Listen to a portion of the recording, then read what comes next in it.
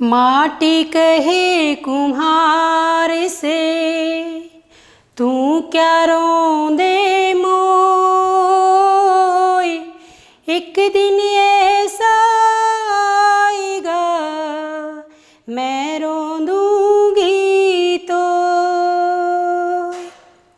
नमस्कार, सुप्रभात। मैं नीलम वत्स आज आपको कवि कबीरदास जी द्वारा रचित शब्द की व्याख्या करवाऊंगी। कबीरदास जी के बारे में मैं अपनी पहली वीडियो में बता चुकी हूँ। कबीरदास जी के जीवन परिचय के बारे में, उनकी रचनाओं के बारे में, उनकी भाषा शैली के बारे में सारी बातें पहले बता चुकी हूँ, तो आप उनके बारे में जानने के लिए मेरी पहली वीडियो देख सकते हैं। अब हम करेंगे कबीरदास जी द्वारा रचित शब्द। तो आइए देखिए। सबसे पहले हम अपने जो शब्द हैं उनके शब्द अर्थ पढ़ेंगे। देखिए, थूनी, थूनी माने स्तंभ, बलिंडा छप्पर की मजबूत मोटी लकड़ी, छानी छप्पर, भांडा फूटा भेद खुला, निरचू थोड़ा भी, चुवई रिश्ता है, बूठा बरसा, खीना क्षीण हुआ, भांडा फूटा भेद खुला, निरचू थोड़ा भी।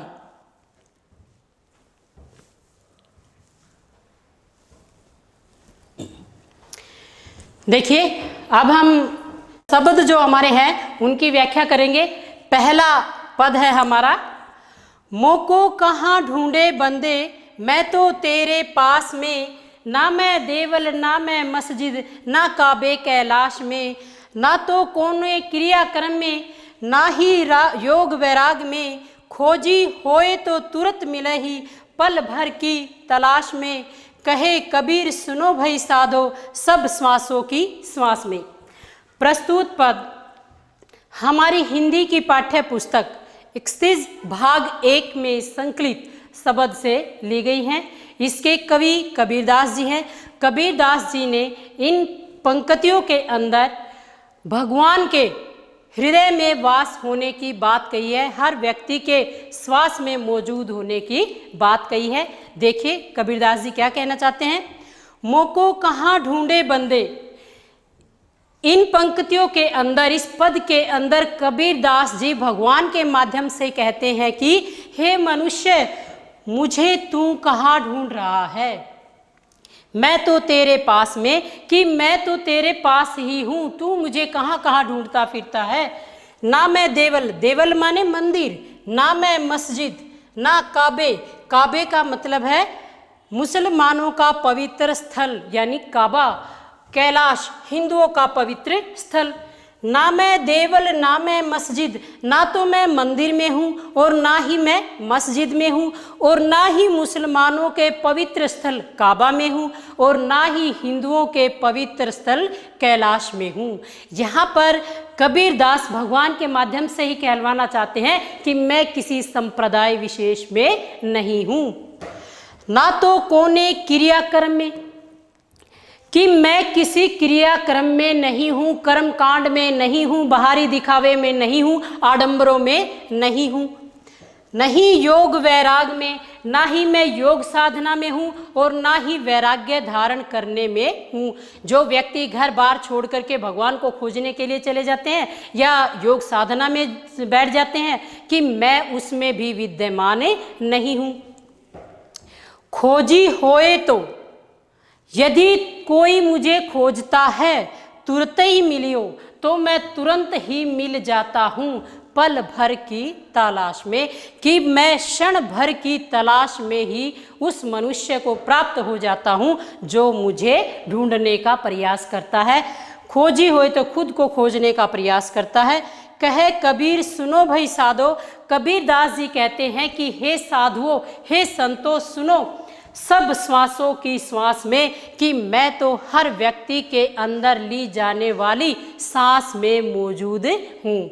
कहने का तात्पर्य क्या है कि परमात्मा हर व्यक्ति के हृदय में वास करता है, हर व्यक्ति की श्वास में वास करता है। हमें यहाँ मानव के प्रति संवेदना रखनी चाहिए, उसकी सहायता करनी चाहिए, उसके साथ मिलकर जीवन जीना चाहिए, कि पत्थरों में, मंदिरों में, मस्जिदों में या पवित्र स्थलों पर भगवान नहीं मिलते। अगला पद, संतो भाई आई ज्ञान की आंधी रे। या इस पद के अंदर कबीरदास ज्ञान की महिमा का बखान करते हुए क्या कहते हैं कि संतो भाई, हे संतो, हे साधुओं, हे सज्जनों, आई ज्ञान की आंधी, ज्ञान की आंधी आ गई है। भरम की टाटी सबई उड़ानी, कि जो भ्रम लोगों के अंदर व्याप्त था उस भ्रम की टाटी अब उड़ गई है। माया रहे न बांधी, अब माया किसी को नहीं बांध पाएगी, माया किसी को अपने वश में नहीं कर पाएगी, क्योंकि ज्ञान की आंधी आ चुकी है। अब लोगों के अंदर समझ आ जाएगी। हिति चित्त की द्विथुनी गिरानी, हृदय और मन रूपी जो दो स्तंभ है वो भी गिर गए हैं। मोह बलिंडा टूटा, और मोह रूपी बलिंडा जो बल्ली है जो दोनों स्तंभों को आधार दिए हुए थी वो भी टूट गई है। तृष्णा छानी परी घर ऊपरी, तृष्णा रूपी छान जो घर के ऊपर थी वो भी उड़ गई है। कुबुद्धि का भांडा फूटा, कुबुद्धि, कुबुद्धि माने बुरी बुद्धि, भांडा माने बर्तन, कुबुद्धि रूपी जो बर्तन था वो भी फूट गया है। जोग जुगती करी संतो बांधी, जोग योग साधना और युक्ति के द्वारा संतों ने अब नई टाटी को बांधा है, नई छान को बांधा है। निर्चु चुवई न पानी, जिसके अंदर से थोड़ा सा भी पानी नहीं रिश्ता, उसके अंदर थोड़ा सा भी पानी नहीं आ सकता।